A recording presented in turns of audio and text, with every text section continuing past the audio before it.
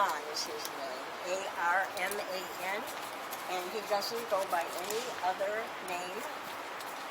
He is French, and if you have ever been in France, particularly in Paris, you will see his things all over. They love Armand. He loves France. And he's in many of the biggest squares and the big plazas, etc. Is he French himself? He is, yes. Armand very much definitely French. A-R-M-A-N, I believe is the correct spelling. And he's been dead many years, but he was one of the first in that late 19th century, early 20th, to really be big into recycling of materials, using them in a different way, obviously. Why do you think he chose the cello? Was there a reason that he decided to use this? What does it make you think of? You know it's a cello. Come on. Music. Music, absolutely. Rhythm. Wonderful. Rhythm, Sound. Okay. This idea of his, and in many of the things, as I said, that he does, has to do with things that were useful at one point, and they have changed with time. These cellos aren't making noise anymore. They're silent. They originally were played by the musicians that owned them, and they made beautiful music. So he has cast them, actually, in the bronze to, in a way, pay homage to the cello, to sound, to music. But also, they are stacked, one on top of the other. Is there anything that you can think of like that that's stacked? Books. Books can be stacked, absolutely, and as you go higher, you get more information. Pyramid, absolutely. How about a tower? The Tower of Babel? Yeah, you're right on. Right on. That has to do with the sound. Like Maslow's hierarchy of needs. I don't know, Art, that's just way out there. Yeah. You know what I mean? Help me. Well, we're talking about things that are stacked. Okay. And then someone's a pyramid. Yes. Yes. And Maslow's hierarchy of needs is described as a pyramid. To travel. Okay. To climb. That's how I To got seek. that. Okay. In any event, I had actually a woman, a couple, male, female, a couple weeks ago, we were talking about this and the sound, etc. And she was a survivor. And this immediately talked about and I can understand it because if you know the story of the Holocaust, many of the camps, there were musicians, artists of all kinds, and because they were the ones that Hitler hated the most. They were the most creative. They were the ones who really spoke in their work to what was going on and maybe even recognized ahead of time what was happening, but nobody listened. And she was very struck by this because she said she remembered the music in the camp and the color and everything. It just made her. She actually wasn't happy at all being around this piece. But it's a wonderful piece. And if you ever see, I just wanted to say, because it starts heavy on the bottom and it forces your eye up, it also represented to me a spiritual feeling of how music is lifting up and you can soar. I'm going to switch. Uplifting. Uplifting. Exactly. Okay, instead of lifting up, uplifting, I think. Yeah. Yes, it's a wonderful, wonderful Music piece. can do that. But as I said, he not only does pieces of music, but if you ever see an Armand, if you look him up on the computer, talk to Siri, and you ask about Armand, you will see paintbrushes, you will see paint cans, you will see things in multiples. He works usually with single thing, and then he carries out that. So sometimes about that. He was a printmaker, he was a painter, he was a sculptor. This was done in the early 1900s, and around the same time. Rob were also I had a piece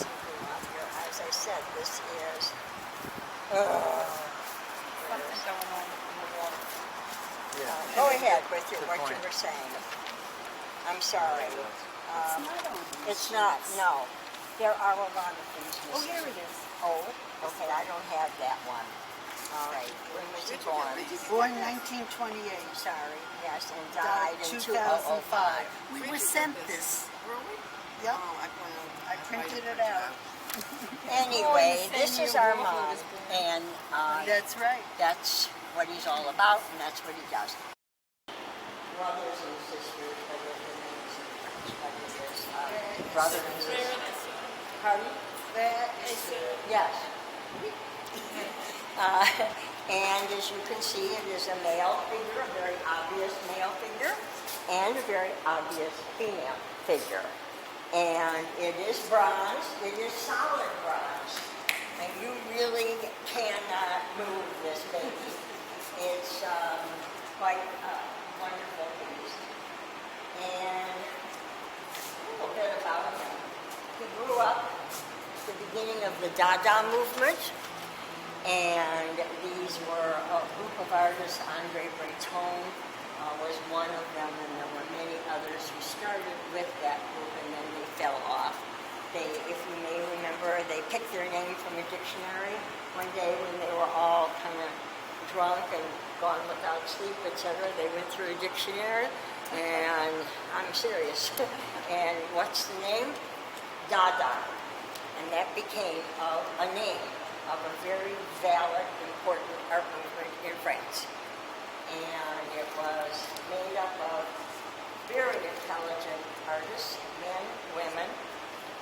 Many of them did the kind of drawing that was called automatic drawing, usually in a state when they were, maybe had gone without sleep for 2 weeks on purpose.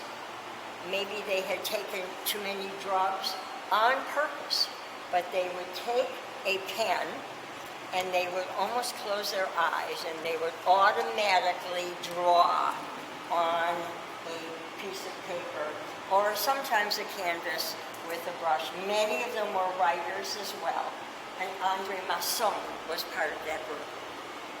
And eventually he did leave the group, but it was part of that movement, and I have to tell you, I don't really know how a lot more because this was just put here. So I'm making apologies and I'm sorry. Alexander Lieberman is back there, the brightly colored. You got it, girl.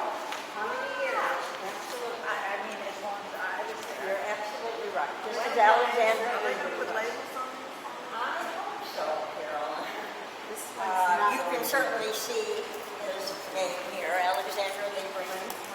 Did it in 1981.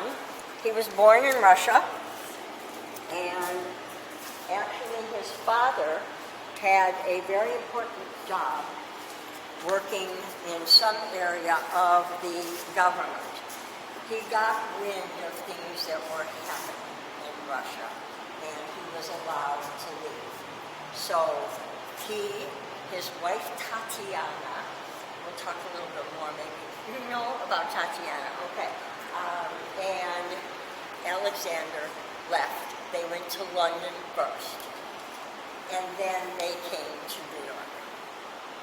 He did not start out as a sculptor.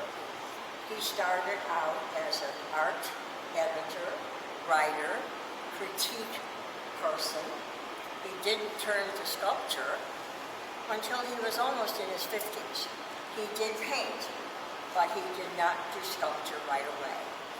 During all of this part of his life in terms of being an artist, he was the art director of Condé Nast. Condé Which is Nast, Vogue, Condé yeah, Nast, well a known. Vogue magazine for 33 years. He Is it held the her? position, Alexander Lieberman.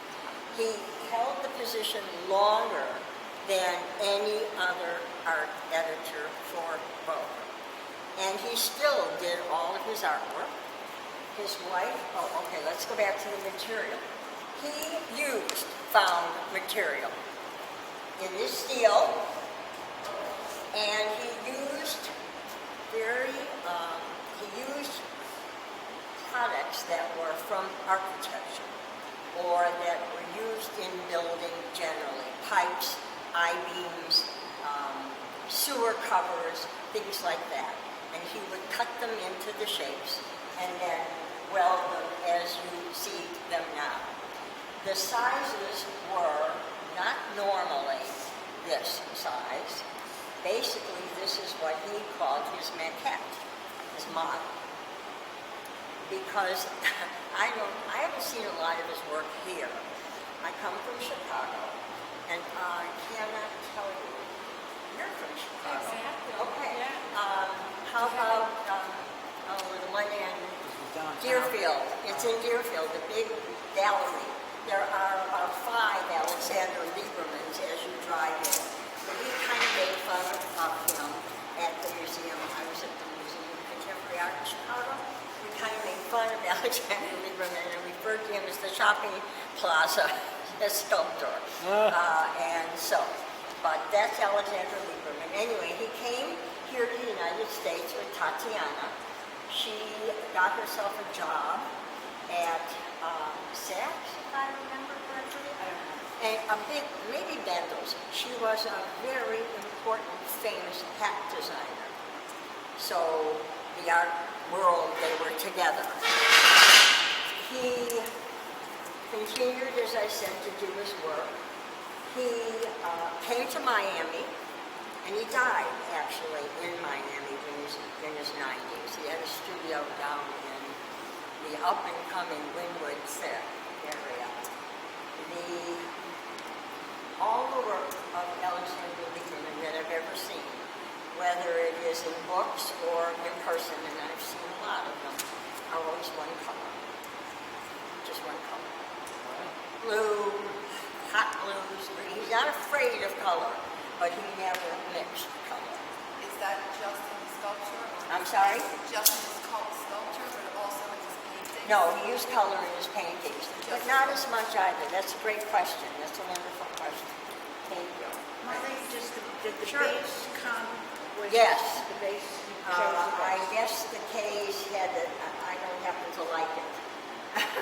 Terrible thing. I think it kind of should be a little lower, and I don't like the base on this at all. I agree but with you, this- actually. Sorry? I agree with you. I think if it was lower, it would be more of a statement. Yeah, I think so. Anyway, that's Alexander Lieberman. So let's go over here since we're in their 50s and 60s now. Some of them, well, as I mentioned, Lieberman died, I think, in 99 in Miami. Armand's we saw 2005, I think we looked it up. And this is bronze as well. He cuts out the bronze. He does not make it. He buys the bronze. But he is an amazing, please come close. It is a wonderful welding job. Is And it poured or welded? welded. It is amazing. And you really can hardly see. It's just amazing. It also has no finish on it at all. This has been here for a while, and as long as I've seen it, it is slowly changing color outside with the elements. What artist does it also bring to mind? Dubuffet. More Okay. I don't, and more. More.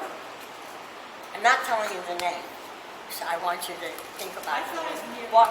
How about Picasso? I thought Look at the feet. Oh, it looks like Picasso. Oh, absolutely. But he- And it's called Picasso's Muses. oh. Muses, okay? So we're now saying that he meant it to be more than one. Do you see more than one person in there? What else do you see? Walk around it. It's amazing when people are telling you they see it. Looks like the cutouts that Okay, perfect. Yes, a big, large paper cutouts is every line. Absolutely, right. Yes, but he does call it Picasso's Muses. I had one lady tell me she saw a snake. Okay? somebody else say, oh my God, look at this dog. And then when I looked at it, I saw him. So, again, the head here. Oh, okay. Okay, I mean, yes, it's abstract. Yeah. Art in the eyes of the beholder. I certainly see the Picasso elements more strongly. I do see some of Miro as well. I agree with you. Yeah. And it is a wonderful, wonderful piece. And guess who did that? You know the historian or the history person or the art critic. They know how to work in bronze. Of course, they learned that in school. But then they change it. Ugo Longorini over there, that's bronze. It's painted with automobile paint. It is bronze. The Julio Larraz, if you remember the teacups with the pot on top that used to be in the front, bronze. Solid bronze underneath the paint to look like porcelain or china. So they know how to do it. They just find new ways to do things, which is great. Really, I think. I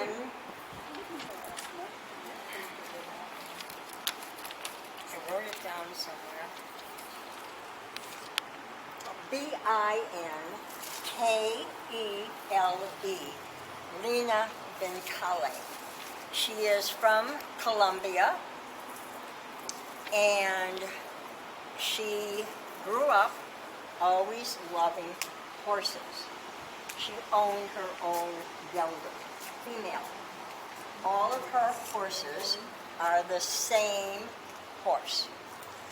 If you see other sculptures by Lena, they are all the same horse. She is in love with this one horse. And the horses are all female, obviously. They have a relationship with one another, and she does them in bronze. They often have a sexual connotation to them, and that is looking at the hair on the tail of the horse and the hair on the woman standing here. And that goes back to a lot of artists who had obsessions with hair. When you think about some of Picasso's erotic drawings, excuse me, if you know about Louise Bourgeois, she's a lady who did that giant spider, and that I'm sure you've seen around. That's based, the spider fingers are hair. And it's a story that has to do with when she was a little girl, her stepmother cut off all of her hair. Yeah. So a lot of the things have much deeper stories, obviously, in them than you know about. She is carried heavy here in Miami, in galleries down there. Excuse me, I'm sorry. This is Sandy Scott over here, born in Iowa, probably in her 60s now. She, however, was taken to Oklahoma when she was young, where her father had a cattle ranch and a ranch with many other animals about. And sorry, many of the animals on the farm, the ranch, were cows, etc. This is called Let Them Eat Beef. Okay? Solid bronze. As I said, her name is Sandy Scott. She now lives in Wyoming. She is a licensed pilot. All of the work she does happens to be of animals. She takes her plane. She flies very low to the ground.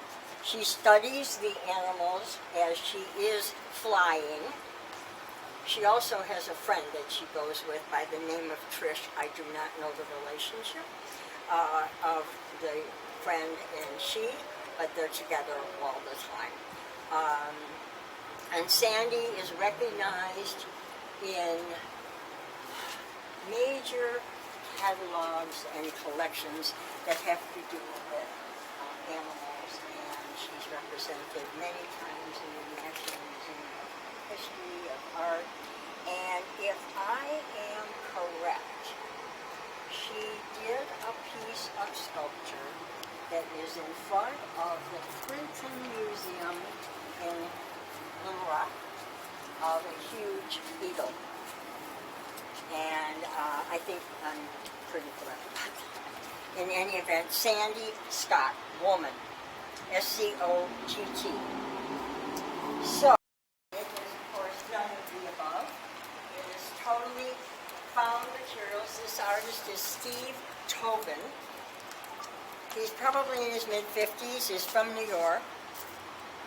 And what I love about his finding material and using them again is that they're always historically based. Please touch it. Tell me what you think these are. Are they paddles or canoe? They are paddles. Yes, they are paddles. They have not been retouched at all. They've been cleaned up. But other than that, they were used this way in the Bethlehem Steel Company. When the Bethlehem Steel Company was out of business, he was able to salvage the paddles that they used.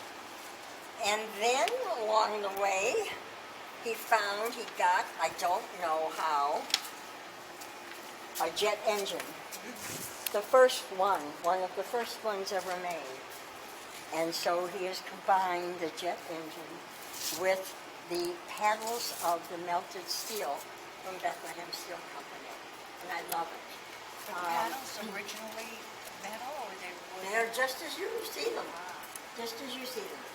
Just as you see them. What he also has done, I'm really sorry, excuse me. He is, as I mentioned, very interested in history. Everything he does has got something to do with it. If you wanted to take a ride to the Florida International University Museum in North Miami, they have many of his pieces. I did a tour there once. Which museum? Pardon? Which museum? Florida International. Frost. Sorry, Frost. Yes. We saw many of Tobin's pieces there. And the pieces that he has there are pieces of the trees, many of them that were damaged in 9/11. He took the pieces of the branches or part of the trees. He would dip them in bronze or another metal. He often would paint them, and then he often would reconstruct a tree. And that's Steve Tobin. So How do you spell his last name? I think it's T-O-B, like a boy. Recycled steel drums that he has collected from many of the countries that he has visited. He cuts them out, the tops, the sides, the bottoms, and then he welds them mostly, but a lot of them are pinned together as well with nuts and bolts. However, he does paint them if they are not to his liking from before. Many of them were painted steel drums to begin with. I love the playfulness, the lyrical quality of this piece. And of course, it reminds me of, and you should as well, Miro. And of other abstract expressionist painters, because it really is a painting. I can almost picture the piece flat against the wall and all the pieces becoming flat. Susan, you see what I'm saying? Oh, yeah. It could be flat.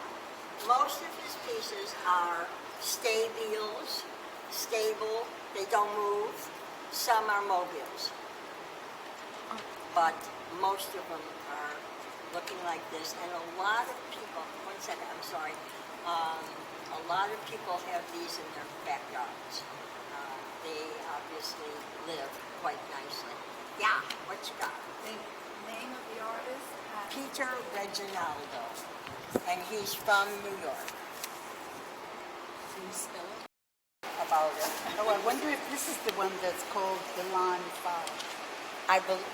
Maybe. Okay, can I see it?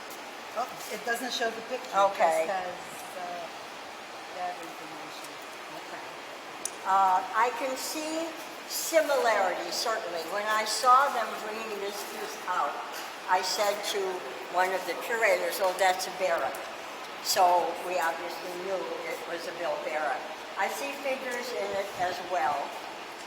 He obviously, to me, what do you see different from the Picasso's uses over there?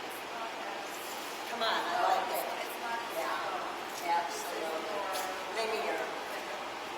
Yes, absolutely. A lot more angle, right. But you can still see his mastery of the welding process and the use of the material as to how he wants it. I almost sometimes, when I come in from there, sometimes think I see a seated figure. I don't know. I see two figures. Oh, I see certainly more than one, Yeah. yes. But it's named 5. Is that that was the name of it? We don't know. I always wanted to start with shapes of the bio. Absolutely. No gender. It's just a shape, a blob of the cell. Okay, one of my favorite pieces, a younger artist. It is cast bronze, hollow, and you can certainly see, however, that he was amazingly involved in this work. You can see, you can feel his fingerprints in it. It is part of a series, and I was lucky enough, I had no idea who this person was at all, ever. About 4 years ago, my husband and I were lucky enough to be in Paris, and we were walking in the Tuileries, and if you've been there, you know there's this big lake that the kids float the boats, and the chairs sit all around it, and there were 13 of these pieces. Come from the back, too. Come look. And they were all around the pond. And I just couldn't figure out what any of this was or what was going on. But another artist who not only uses materials that are old and he has done them new, but he's very historically connected. Each of the pieces has a month of the year as its name. I believe this is May. Yes, it says East. Okay, thank you. And when you look at it, think about, I mentioned 13, very important. When the calendar was changed by Pope Gregory, it had been originally 13 months based on the solar solstice. Each month had 28 days. Before that, it was then changed to 12, and that was when, 30 days has September, April, June, that little poem we all have to repeat. It didn't used to be like that. And some of our people today, calendars, the Hebrew religion keeps that calendar. But that's based on lunar. Based on lunar. Right, this is based on solar. This was 13 months this year. Right. Okay. So a lot of it has stayed. Old time. Again, what I'm saying to you, it's history. He's talking about that. What happens in May? What kind of the year? What happens? Spring. I love it. Great. Birth, rebirth. Flowers come out. Blooming. What's coming out of here? A child. It's birth. And it a wonderful, happy child, yes. And if you look carefully, there are 13 penises that go around the piece. This is a very sexual content out front piece because that's what it's all about. I don't tell the children that. We talk about Kermit the Frog and we talk about stuff like that, but that is really what Ronjanoni is dealing with. We have another of his pieces in the museum. That big painting, as you walk up from the first floor to the second, that big yellow orange, that's him too. Can you spell And it's also the sun. It's solar. It's so hot. When I look at that piece, there are times I find that I have to look away because the colors that he has used, mostly hand painted, which again is fabulous. It's not all airbrush. It looks like it could be. It's not. I find him to be a very exciting. You have a question? Yes, did he put, not Go ahead, clergy. talk. It looks like a whole lot of some, Projections. no, How about no, that? the Oh surface. yeah, he was in there making this. So what did Absolutely. he put, what material did Airplane he use? paint. Airplane paint. Silver, pardon me, automobile. Automobile paint. Over the bronze? Yes. Okay. And then he laid it on really He was thick? doing it, yeah. Okay. And the plinth that it stands on, he made it as well. Made it to look like concrete. It's wood. And it's painted. Can you spell his name, please? R-O-N. I'm not good at a lot of the spelling. D-I-N-O-N-E. Go ahead. Ronjanoni. He was Swiss. D-I-N. Born in Switzerland, Oh. doesn't R-O-N-D-I-N-O-N-E. and he does not live in Switzerland anymore. He lives in New York mostly. When you saw the other pieces Yeah. in Paris, was it all of pretty much the same? They look the same in subject? a way from the back. They Yeah. even reminded me of Stonehenge when I first saw them. So again, a bit more history. But the fronts were all different, and they were to the month that he was referring to. And were they all in this sort of semi-sexual? They're all having to do with something. Yeah. Larraz, I believe it's Larraz, like in zebra. Yes. Born in Cuba and came to the United States at a very, very early age with his parents for political reasons. His parents were newspaper people, and obviously when our friend Castro came into power, the things that they were writing were not things that he wanted to be involved in, so they left. Luckily, they got out. They came to Miami, and they continued to write. They then moved to New York, where the parents continued to write as well. Julio became very interested in not only writing, he does write, he paints as well. Everything that Julio does is political. Everything. There is not one. We have some paintings not on view now that he has done as well. Everything about them involves some form of exile, problem, the people, the country, the government, etc. When the kids, of course, see this piece, they love it. It's Alice in Wonderland. It's just wonderful, and they think it's so cute. And, oh, look at the whole thing, and it's wobbly, and is it balanced? It's very firmly balanced. It's very firmly welded, and it is very firm on the table and cloth that it is sitting on. It's all one piece. And I told you some clues. Think about Cuba. Think about political issues. What are the cups used for? Why cups? Where do you put your cups? Cuban coffee. That's exactly right.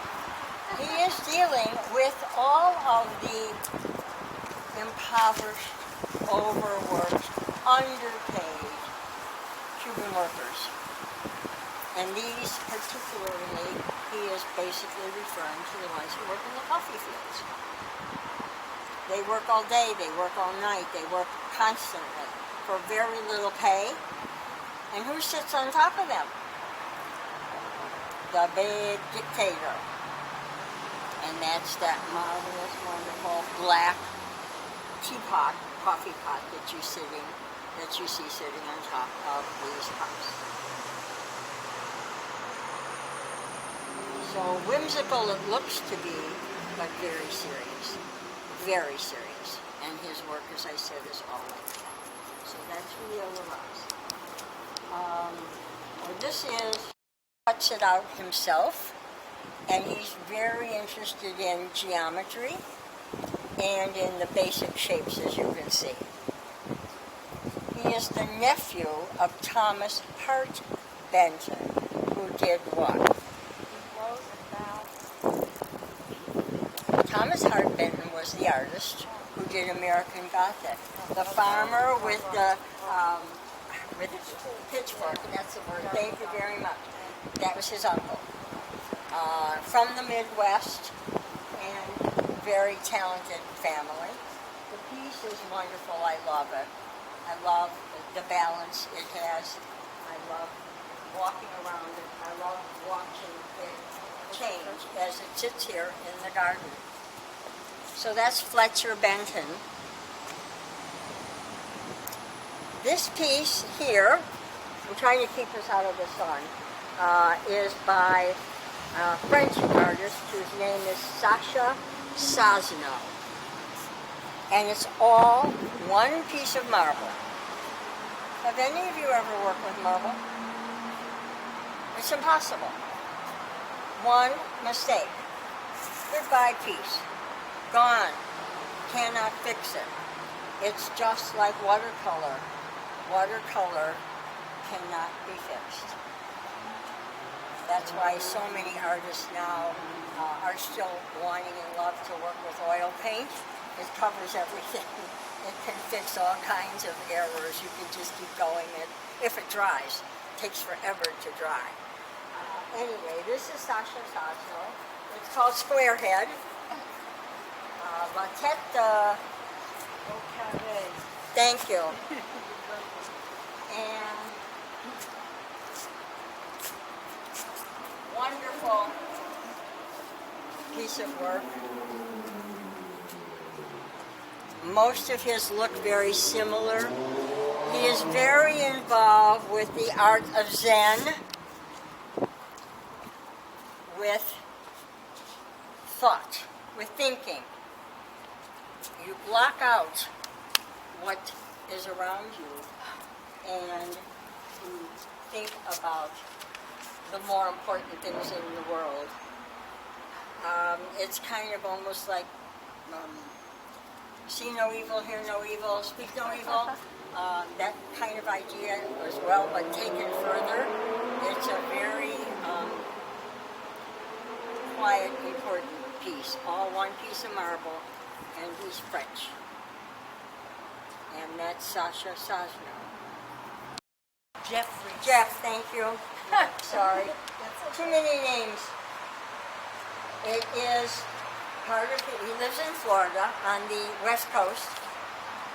All of his pieces are usually flower, fauna, animal, different species that they talk about becoming extinct. This is the Florida Panther that he's done up there. And for many, many years, it was thought that the Florida Panther was going to leave us. It was on the endangered list. Well, the Panther surprised everybody, and now they are killing panthers because many of them have become very domesticated. They come up to the houses, and they're causing a lot of trouble. But that is his panther, and it's bronze, And the patina on that, the color you see on it, if you get closer, is put in with the molten bronze so that the color is there in the piece. It's not going to change. Whereas some of these, as I mentioned to you, have not been treated at all, and they are changing with time. How is it installed up there? That's He's fabulous. just sitting there.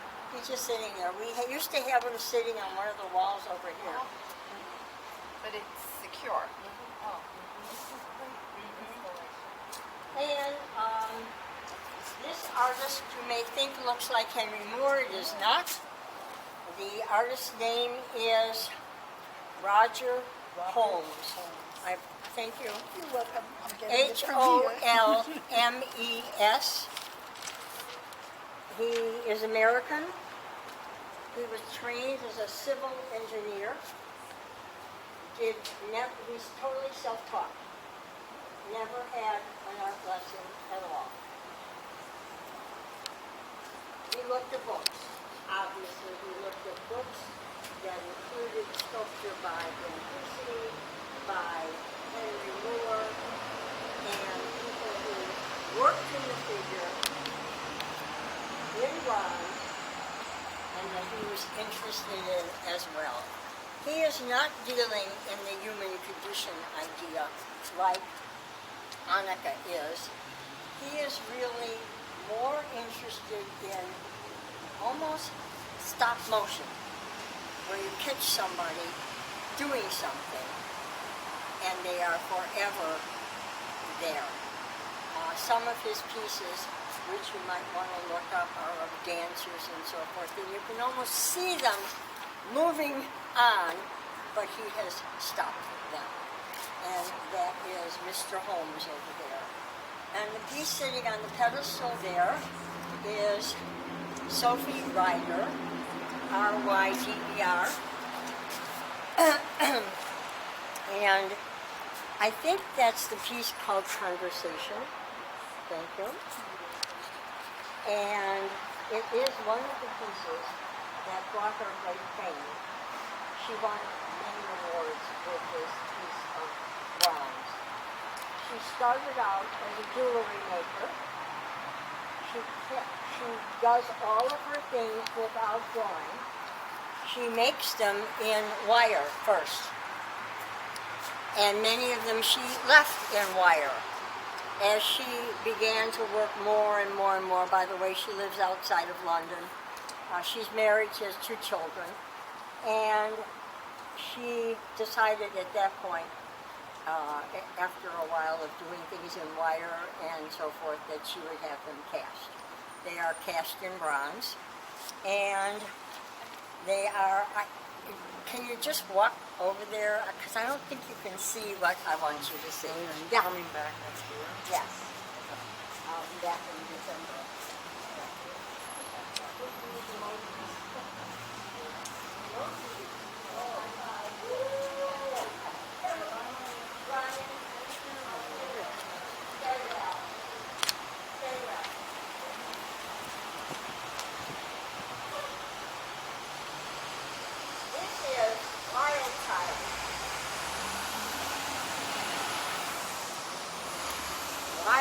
Sophie Ryder. She lives, as I said, outside of London now, married to, I believe, a writer and editor, somebody like that. And they have 2 girls. She grew up, father was a writer and mother was an artist, I believe. And they were kind of what we would call hippies, I guess. And they really did not rein her, and I just thought of that as a pun, but I don't mean it to be. They did not rein her in at all. When she decided, I think in 5th grade, that she wanted to just drop out of school, she did. She then lived with them, and until she was about 14 or 15, she never wore clothes. She was amazing. She has now also, one of her daughters has kind of followed in her footsteps. and is a wild child as well.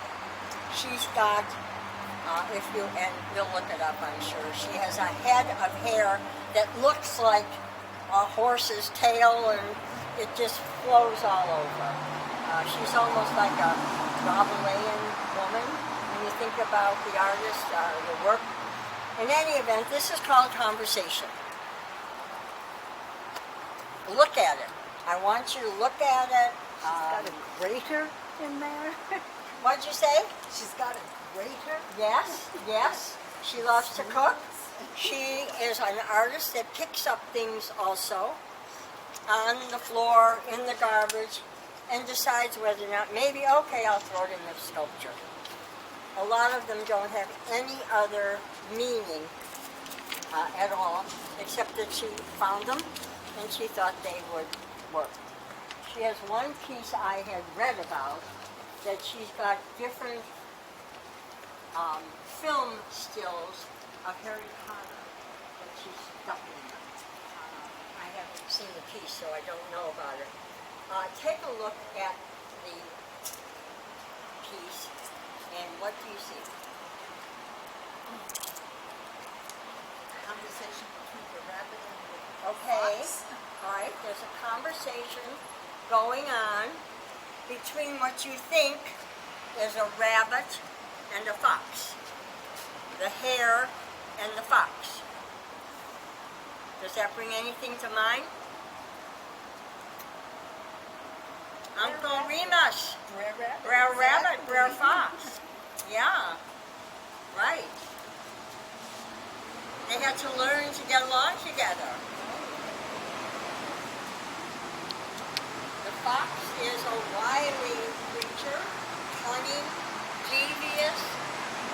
The hare is quick, very fast, not easily caught or domesticated. She got onto the idea of using a hare when one day she walked into a farm somewhere. Please don't quote me correctly because I'm really just beginning to learn about all these new pieces. And she found a bunch of dead rabbits on the floor, and it impressed her. So the rabbit became something that she felt that she wanted to expand on. And most of her work has the figure of a rabbit in it. When you look outside, the big one in the front, those are two rabbits there, two hares. But come close. Look at them carefully. Very careful.